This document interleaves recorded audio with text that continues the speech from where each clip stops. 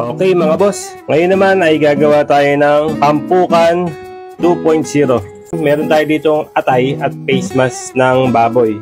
Tinimplahan ko lang to ng asin at bechin. Takpan na natin to at hintayin natin lumambot. Okay mga boss, malambot na ang ating maskara ng baboy. Ano, lambot na oh. Okay mga boss, bali hiniwa na natin to ng medyo maninipis. At ready na para isalab natin siya sa apoy.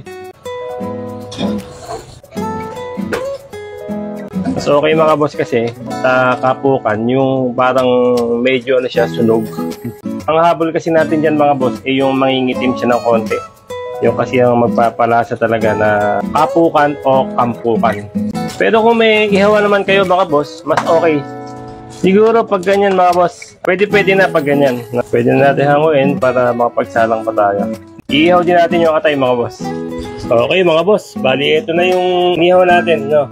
Ganda ng pagkakaihaw, nakuha natin yung dating kalabasan talaga. Ang gagawin natin dyan ngayon mga boss, hihiwain lang natin siya ng maliliit at tsaka natin siya titimplahan. Medyo liitan lang natin ng mga boss ang hiwa, no? At kung gagawin mo naman itong pulutan mga boss, mas makakatipid ka kung maliliit ang hiwa. Lalo na kung meron kang mga kaharap na medyo mahihina mamulutan.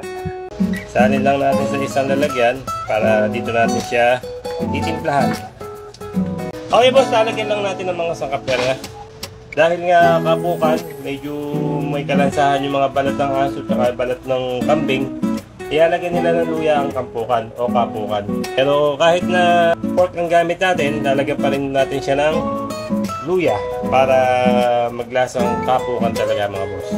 Lagyan natin ng paminta, siling pula, siling berde, sibuyas.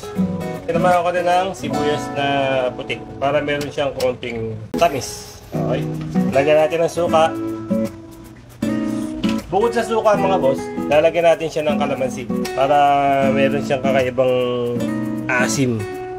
Version ko po yan, siyempre, lalagyan natin siya ng pipino. Medyo maliit lalagyan natin mga boss. Palitan natin, lagyan natin dito.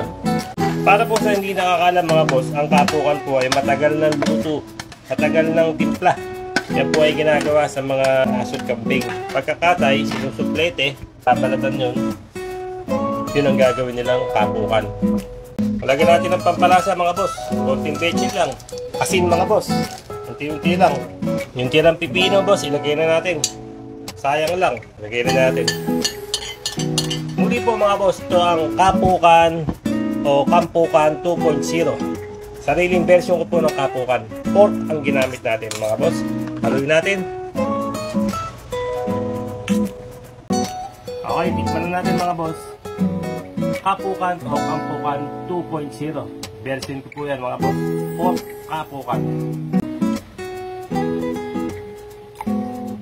Napakainam, napakabisa. Gawin nyo na mga boss.